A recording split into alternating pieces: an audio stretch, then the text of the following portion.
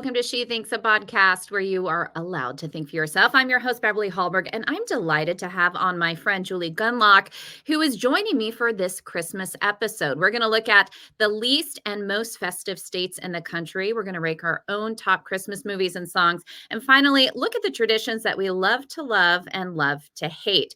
A little bit more about Julie as she comes on. Julie Gunlock directs Independent Women's Network. She is also the Monday, Tuesday, and Wednesday co-host of WMAL FM's Morning Drive radio show, O'Connor and Company. She is the author of the book From Cupcakes to Chemicals: How the Culture of Alarmism Makes Us Afraid of Everything and How to Fight Back. And of course, she is the host of one of IWF's podcasts, the Bespoke Parenting Hour. Julie, a pleasure to have you on today.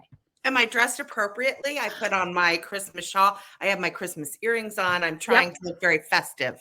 It's very festive. I really appreciate it. When I first saw you, it was just a white blouse. I was a little concerned that you weren't coming festive enough, but I realized it was all the additions that you were going to put on to bring you into spirit.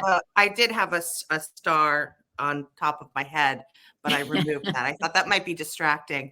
And this just points out why people should watch our podcasts, not just listen to them, because then you get this type of flavor. I am wearing my Christmas dress that I break out every year. And I have to admit, Christmas is my favorite holiday of the year. Is Christmas yours, or where do you rank holidays? 100% Christmas is my favorite. I start planning in October. I have lists on I wish I could show you the list on my phone. I have one every year. And it starts about 10 days out because I do pre-baking. I have all my shopping lists. I have when I need to decorate, things like when you need to add the leaf into the dining room table because people are coming over. Yes, I'm very into Christmas, but I've actually reached an age, I have to say, where I don't have to buy anything else. Like I feel like for a lot of years, I was sort of building up ornaments, building up decorations. Now I know what I want. I've simplified it. I have it all. So it's an easy process. I love it. I love it too. I did see an interesting article, I think it was in the New York Post earlier this year, right around September, October. There was a woman who she bakes everything for Christmas in advance and freezes it so that she doesn't have to do any baking the month of December, which my first thought was, who has a freezer that big? But I guess you could have an additional freezer to put it all in. There is a strategy, Beverly. Let me tell you, because I do the same thing. Because I don't want to be baking when I'm wrapping and I have to get Christmas cards out. What you do is you eat your freezer the month before. So your freezer has a lot more space in it. So you get rid of all the frozen pizzas and the burger meat and, those pork tenderloins you threw in there. So you basically get rid of all that stuff, which is great because then you save money because you're eating out of your freezer, and then you fill it up with all your baked goods. Now, something that I do find, so people who have children, so working moms, so they're working moms, how do you handle it all with a full-time job? I know you do this baking ahead of time, but do you find yourself really stressed the month of December, or because you are organized and planned in advance, it actually works out pretty well?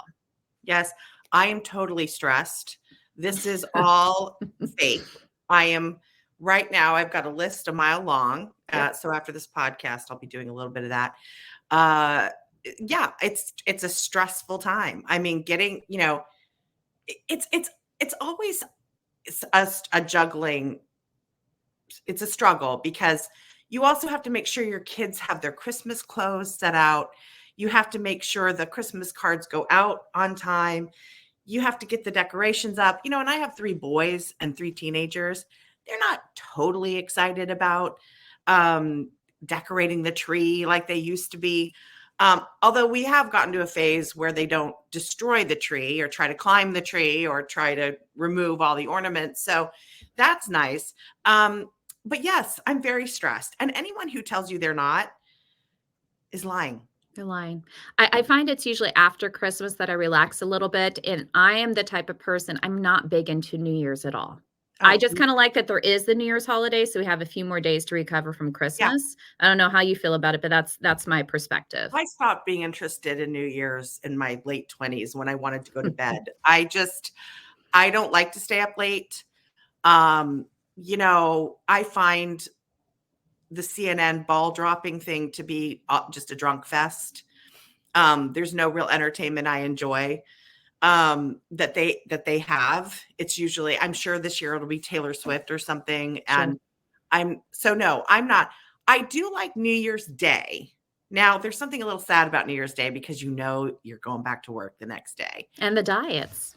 Well, and the diets and the dry January. Yep. Right. And also like the returns, right? You have to return the gifts you didn't want, or, you have to return things your kids didn't want.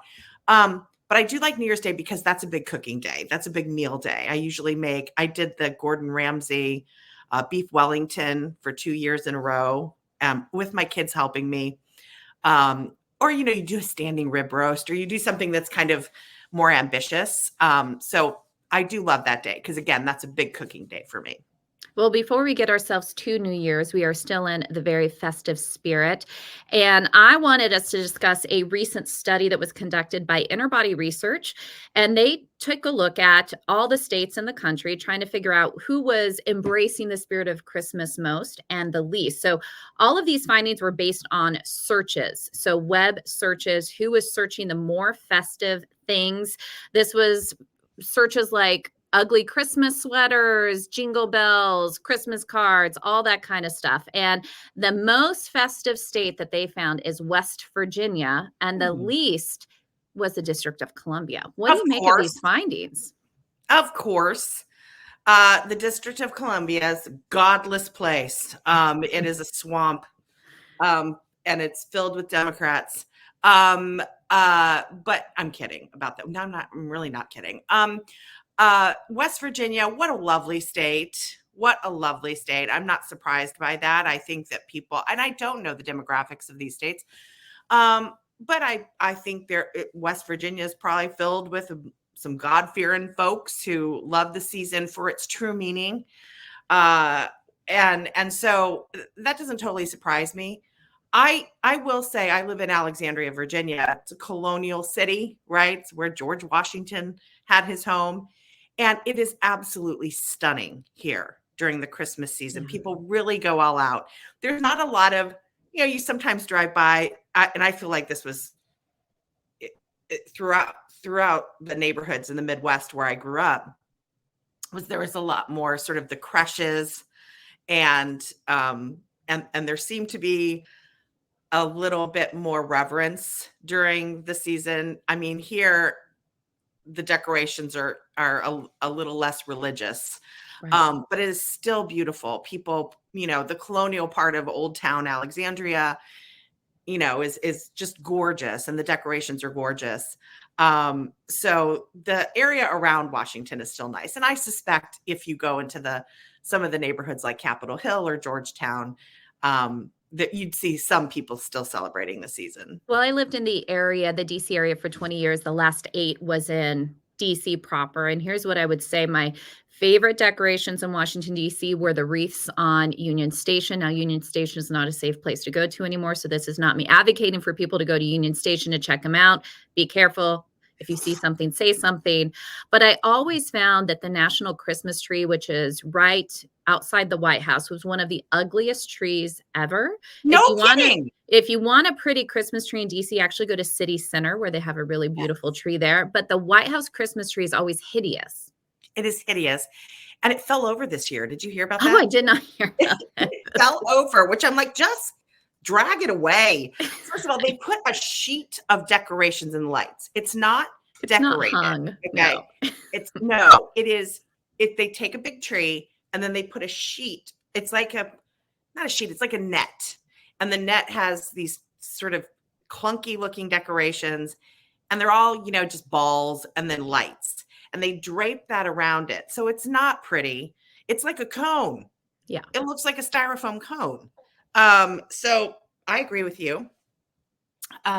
Union Station, if you want a Christmas experience that smells like urine, I recommend going to Union Station, and you might get assaulted for Christmas. That's fun. That's always fun to spend time in the hospital. I say just do the drive-by, just in a car, take a look, roll the windows up. If you want to know, our Christmas tradition is we usually 2 days before Christmas, we get in the car, we all have our pajamas on, We have mugs of hot cocoa or little thermoses of hot cocoa, or tea, tea. And we drive around and we criticize the Christmas decorations. Now, some may say this is not the Christmas spirit, but we have really strict standards about Christmas decorations. Okay. And it is really fun to drive around and decide which are the best and which are just hideous. That is a really and it's a particularly fun thing to do with teenage boys. Absolutely. So I think we need to get into that, because one of the things I wanted to talk to you about were just Christmas decorations as a whole. I'm not sure if your family agrees with me, but I am anti the blow up Christmas decorations on the lawn. Where are you on inflatable Christmas decorations? I used to be anti. Oh, wow. However, a very dear friend of mine has some not so nice neighbors, and the inflatables annoy her neighbors. So in that case, I am very pro inflatable. In general, no, I am anti-inflatable, and I'm anti mixing light colors. You gotta choose. Okay, you gotta choose. And you also, first of all, I'm very appalled by this. Some people, they will put up white lights. One is the golden white light and one is the white light. And there's even like kind of ones that kind of are bluish. No. You have to go with one color, and that includes white lights. And I cannot stand the white and colored and also the different size bulbs. You got to choose one size. There's one exception, and that is I've seen people they did it on their tree, and I think they're mimicking an artist where they did big bulbs, little bulbs, white, but they only did it on one tree, and it was really festive looking. But yeah, I really firmly believe. And the last thing I'll say on this, they now sell these sheets of lights that you throw over bushes. Hideous. I don't like it. And lazy. And I have to admit, so when you were talking about the color of white light, I ran into this problem this year. So I do get a live tree every year. We're going to talk about the cost of live trees, which is astronomical. But I just saw white lights. So I bought white lights, and it was a different color temperature. I had old lights, which were warmer. I just wanted to add more lights, and it didn't work because now they have the more white, or like you were saying, the blue light. It's very hard to buy white lights now that match the ones you've had for a decade. Yes. Thank you, Biden administration. Yes. Thank you, Jennifer Granholm. Yes. So let's talk about the cost of a Christmas tree. I just mentioned I get a live one. Do you get a live one or use artificial? This is it. My husband's allergic to the sap in trees. This is another thing you have to check before you marry a person. You got to say, are you allergic to the sap in the tree? And if they say yes, don't marry them, because you will not then have fake Christmas trees. You don't have the smell. I know. I mean, people are like, but all those pine needles that drop, that's part of it. So yes, we have fake trees, but it's only because of my husband. So I'll blame him. That's an acceptable excuse, because I was at first disappointed when you were talking about artificial, but I understand that. But it's important to put on your dating profile whether or not you're allergic to sap. So that's just for the young people listening. Add that. Yes. It is important. I want to talk about the cost of trees. So I was looking up the average cost. The trees start this year around $125 to $140 depending on the species. And a 7-footer Fraser fir is $220. That's so I was looking, and it's just ridiculous. I was looking up the reasons for this, and I saw 3. One is the recession in 2008, because trees take a while to grow. And apparently there are still these ramifications of the recession in 2008. The wildfires in Canada, because we get a lot of trees from Canada. So when we had all that orange haze around for days on end. But then, of course, the obvious one, inflation itself. What do you make of the cost of trees? I can't believe it, first of all. And I think that is another very compelling reason to have a fake tree. Sure. I drag it out of the basement every year. I put it up. It takes me 10 minutes. They're pre-lit. That's another thing. Okay. So I'm not on the side of fake trees, but my goodness, from a cost perspective, there is no way. I spent $78 on a thinner because we have a small house. So I have 2 trees. One is not quite pencil thin. One is just a very narrow tree. And then I do have a pencil tree. And again, they are so easy. It has become cost prohibitive. It's become something that only wealthy people. Live trees are yet another one of these signs of, if you're wealthy, you can have a live tree, but otherwise you can't. And I don't. It probably and because I've had a fake tree for so long, I haven't seen the prices, and this shocks me. And so I'm going to change my position officially. Don't go for a live tree. It's a waste of money. It's dead. You put it on the curb like 2 weeks later. So I think, and it's too bad. But again, everything's expensive. Every single thing. This is by far the most expensive Christmas we've ever had. So I want to just note one other thing that I noticed. I always put greenery out. I have a bunch of these ginger jars all over my house. And they just have the lids on them. But during Christmas, I take the lids off and I put magnolia branches or pine branches, fir branches, whatever.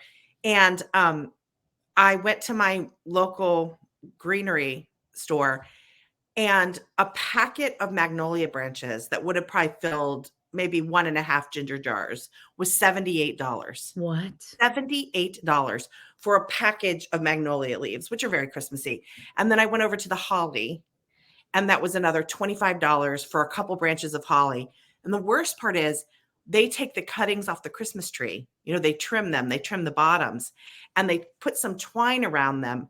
And I got one bunch that was really small. It's on my dining room table. I just kind of spread them out on my dining room table, $25.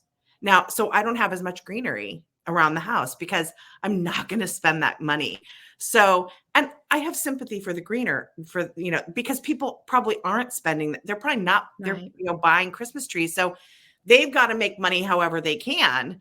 But those trimmings used to be given away. Yeah. That's why I went there. Cause and so I get it. It's fine. And I bought a small package, but that's another sign of just the insanity out there and how it's kind of hard to be festive and do those normal traditions when you have to cut corners. And I will say that even though trees do cost a lot, and I understand why people would forego it, one of the things that I've always loved, my favorite Christmas tradition is growing up, we always got a live tree. So we went as a family. Everybody got to pick out the tree, figure it out. There's some fighting going on about which tree was best. And it was this whole day. It was a whole day, go get the tree. So I find that the experience itself is nice. And one of the things I did this year is you can cut off some of the bottom branches if it's a pretty full tree and use those branches as greenery. So there's multi-purpose. But you were saying this to me before we got on the podcast, which is there's also a problem with live Christmas trees, or a potential problem, that is they can be filled with bugs. And so I do want to say, so I grew up in California where it was never cold. Around December, maybe in January, it gets a little bit cold. So we always sprayed our trees. I just thought that's what everybody did everywhere. You just spray your trees, you get all the bugs off. Apparently that's not what you do in cold states. But that's how we mitigated it. But what was this about? Is this a thing now that I have seen two stories. As you mentioned, I also co-host a radio program, which you're often a co-host on that show as well, WMAL. And so far, we've talked about two stories. One, there was I think this was Florida, there was a iguana or a lizard, something horrifying. And then in another story, there was a baby possum found in a tree. Now, there's some question as to whether she brought the possum in with the tree, or if the possum snuck in and then was like, what's natural? And like ran to the tree. But still horrifying. Still horrifying. I think that woman got work gloves on and released the poor possum, but pretty scary. Another reason for a fake tree. There you go. I think that's what we may have settled on in this. Well, to round out our conversation, I thought we could go to what people do talk about every Christmas, which are top Christmas movies and songs. And I am all for saying what our least favorites are. I do think it's fascinating. So one of the popular Christmas songs every year is, of course, Mariah Carey's All I Want for Christmas Is You. This woman has made millions every season off of this song. And I have to say, good for her. Yes. And you know that song was a part of a very popular Christmas movie, Love Actually, which everybody cites as their favorite. And it's my least favorite because you can't watch it with the kids because there's that scene. There's also some colorful language that I'm sort of less concerned about, especially having teenagers, although, I don't let them watch, crazy movies with a lot of bad language. But that's another issue, that you can't watch Love Actually. Some of the plots, because it's a compilation of stories, are so fun, but can't watch Love Actually. Kind of a disappointment. But yes, Mariah Carey, that debuted on that show. She's a billionaire now because of it. So what is your favorite Christmas songs? And do you have any least favorite? Little Drummer Boy is always my favorite Christmas song. And my least favorite is that one where the woman's going, "Mary, did you know?" Oh. Because, and I don't want to steal someone's thunder here, because Amelia Hamm actually wrote this great column on like best and worst Christmas songs. And we had her on the radio show, and she was so funny because she brought up we both agreed that this was our least favorite Christmas song. And Amelia just said, she knew, trust me, she knew. I know you've dedicated an entire 3-minute song to this question, but Mary knew. So it's it's annoying. I find that song annoying. Do you like that song? My favorite, I will say, anything by Bing Crosby is always really good around the Christmas time. So the classics. From a Christmas carol, spiritual carol, I love "O Come, Emmanuel." So it has definitely a minor key to it, but I just think it's beautiful, and the harmonies and the message. Least favorite, not because I don't like Spanish, but Feliz Navidad. The tune itself, I think, is one of the most annoying. So racist. Beverly. I know. I should be kicked off this podcast. It's really a shame. Moving to movies, I'm very particular about Christmas movies. Most of them I don't like. Yeah, me too. Really hate It's a Wonderful Life. Wait. How can you hate that movie? I just do. I don't. So this is why I don't like Christmas Carol either. I don't like dream movies. Or going back in time. Those type of movies just don't appeal to me. So, How about the original Miracle on 34th Street? It's okay. It's not my favorite. It's okay. What do you like? What's your favorite? I do like White Christmas. I can't stand White Christmas. I like the music. It's probably more, I always watched it with my grandmother growing up, so there's some nostalgia Although I will there. say White Christmas is a great background movie. Yeah. Because of the music. Sure. You could you'll be in the kitchen making gingerbread men, and that's a great movie to have on in the background. I did realize I watched it this year, and I hadn't thought about it to this extent, but they have a whole song and dance routine about minstrel shows, which I was like, I'm surprised this hasn't been canceled. Right. So something to watch out for. Weird. If it's on in the background. Love White Christmas and love Elf. Oh, love Elf. Yeah. I, for the first time ever, saw Family Vacation, Holiday Vacation. Do you like it? Christmas Vacation. Sorry. Okay. That is the dumbest movie I've ever seen. And I could not stop laughing. I could not stop laughing. And I kept looking at my husband going, how did this ever get made? This is the dumbest movie I've ever watched. And I was laughing so much. It's very fun. It's very fun. Well, last question I have for you before you go, and I know this has just been kind of a conversation. We hope people have enjoyed it. You can always reach out to us and let us know what your favorite Christmas traditions are and least favorite. But what is the holiday treat that you must have at your family gatherings? So there's well, this is a little weird. My mother, my whole maternal side of the family is French Canadian. And so we always have a number of French Canadian foods. And my favorite is called croton, which is essentially a poor man's pate. And it's made with ground pork and an onion and allspice and nutmeg. And then you grind it up. Now, when my grandmother made it, my great grandmother made it, she wouldn't get ground pork. They didn't have it. She would get a gigantic pork butt.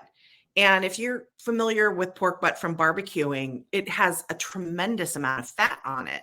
Right. Well, today, if you go to the grocery store, ground pork, it has some fat in it, but it's not as fatty. So there would be a layer, and I can still remember this. Because my mother was making it, in the 70s and 80s, and I can still remember. And I can remember my grandfather eating it this way. There would be the sort of meat on the bottom, but a layer of white fat on top.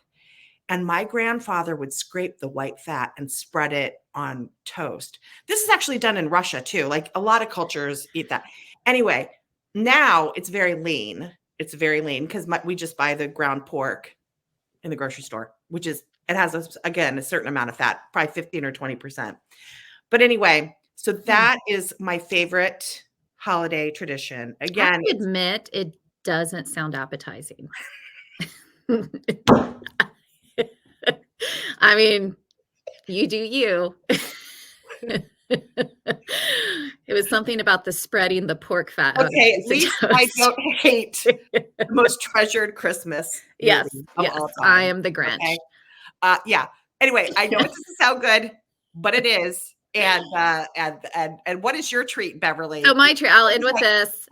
Something my cocoa. family has made for years is English toffee. I'll just say, an organization I worked at in DC, it did win the baking challenge at Christmas that year. So English toffee, 4 ingredients, some almonds, butter, chocolate, and English sugar. toffee versus meat spread. Who wins? Who wins? We'll let people tweet and let us know who they thought won. But it is, to me, this was a win because I got to spend 30 minutes of you just chatting with my girlfriend. And so Yes. I want to wish you and your family a very Merry Christmas. And I want to wish everybody listening a Merry Christmas as well. Julie Gunlock, always fun to chat with you. Always. Merry Christmas. And thank you all for joining us. Before we go, IWF does want you to know that we rely on the generosity of supporters like you. An investment in IWF fuels our efforts to enhance freedom, opportunity, and well-being for all Americans. So please consider making a small donation to IWF by visiting iwf.org/donate, iwf.org/donate. And last, if you enjoyed this episode of She Thinks, do leave us a rating or review. It does help, and we love it if you share this episode so your friends can know where they can find more She Thinks. From all of us here at IWF, thanks for watching.